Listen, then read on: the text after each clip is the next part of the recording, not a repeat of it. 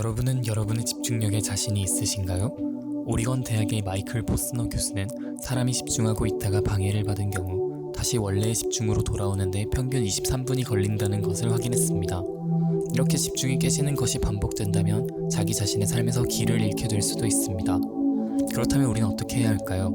우리는 먼저 집중력에 문제가 있다는 것을 이해하는 것이 첫걸음입니다. 1. 너무 빠른 속도, 너무 잦은 멀티태스킹. 우리는 정보에 절여지고 있습니다.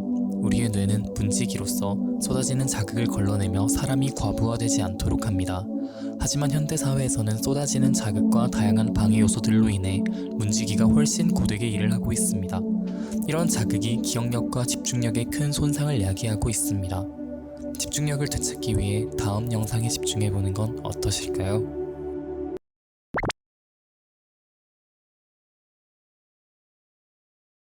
동물을 마음대로 조종하는 방법을 알려드릴게요.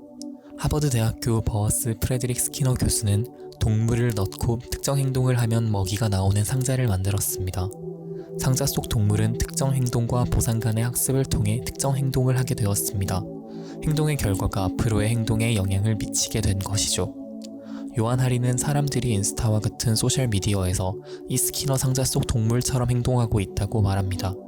소셜미디어에서 사람들의 관심을 끌고 좋아요를 더욱 받기 위해 특정 행동이 강화되는 것이죠. 여러분은 이 의견에 어떻게 생각하시나요? 우리는 소셜미디어 속 사람들의 행동을 관찰할 필요가 있습니다. 어쩌면 우리가 보상을 바라며 특정 행동을 반복하는 스키너의 상자 속에 있는 건지도 모르는 것이니까요.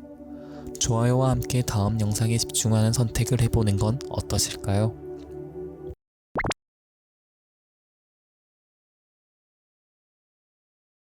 사람이 잠을 자지 않으면 가장 먼저 사라지는 것이 무엇일까요? 바로 집중력입니다.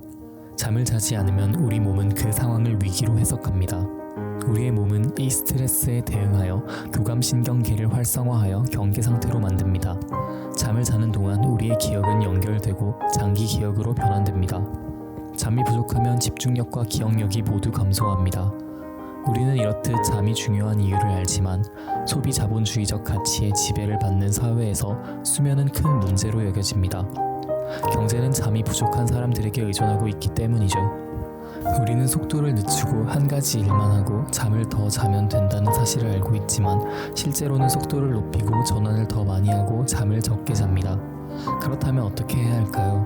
다음 영상을 보면 됩니다.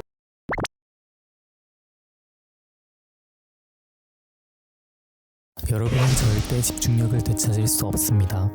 왜냐하면 기술 기업들이 여러분의 집중력을 빼앗기 위해 모든 노력을 쏟고 있으니까요. 여러분은 SNS 회사의 대표입니다. 여러분이 만든 서비스를 사람들이 오래 이용할수록 여러분은 돈을 벌 수 있습니다.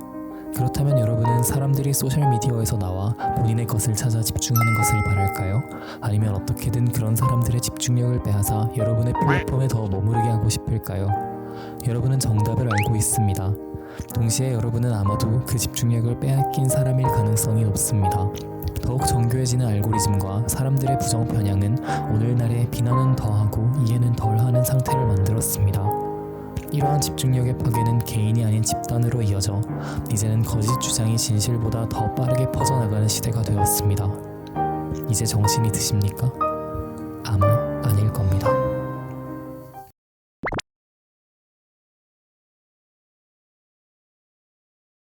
2018년 영국 경제 잡지에 한 기사가 나옵니다. 영국의 평균 노동자가 하루에 집중해서 일하는 시간이 3시간 미만이라는 기사였죠. 이 기사를 보고 뉴질랜드 신탁회사 퍼페추얼 가디언의 주인 앤드루는 본인의 회사에 충격적인 제안을 합니다. 임금을 삭감하지 않는 주 4일제를 도입하는 것이었죠. 결과는 어떠했을까요? 놀랍게도 결과는 긍정적이었습니다. 직원들은 줄어든 시간에 달성해야 하는 성과에 대한 스트레스가 늘어나는 것이 아닌 일할 때나 회사 밖 생활 모두 만족한다는 응답이 78%를 기록하였습니다. 직원들은 생산성을 높이고 효율적으로 일하기 위해 여러 가지 방법들을 고민했고 불필요한 인터넷 이용을 줄이고 집중을 했습니다.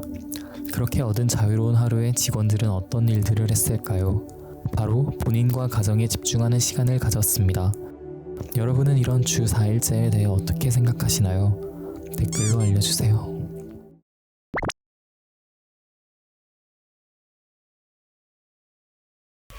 도둑맞은 집중력에서 요한 하리가 결론적으로 하고 싶었던 말은 무엇이었을까요? 그건 바로 우리가 집단적으로 노력해야 한다는 것입니다. 마치 60년 전 여성운동, 성소수자들의 인식을 바꾼 지속적인 운동처럼 우리의 집중력을 위협하는 기술 기업에 맞서 그들에게 변화를 요구해야 한다는 것이죠. 우리 시대에 있는 장애물을 인정하고 모두와 협력해 장애물을 없앨 계획을 세워야 합니다. 현대인들의 식단 또한 문제라고 지적하였는데요.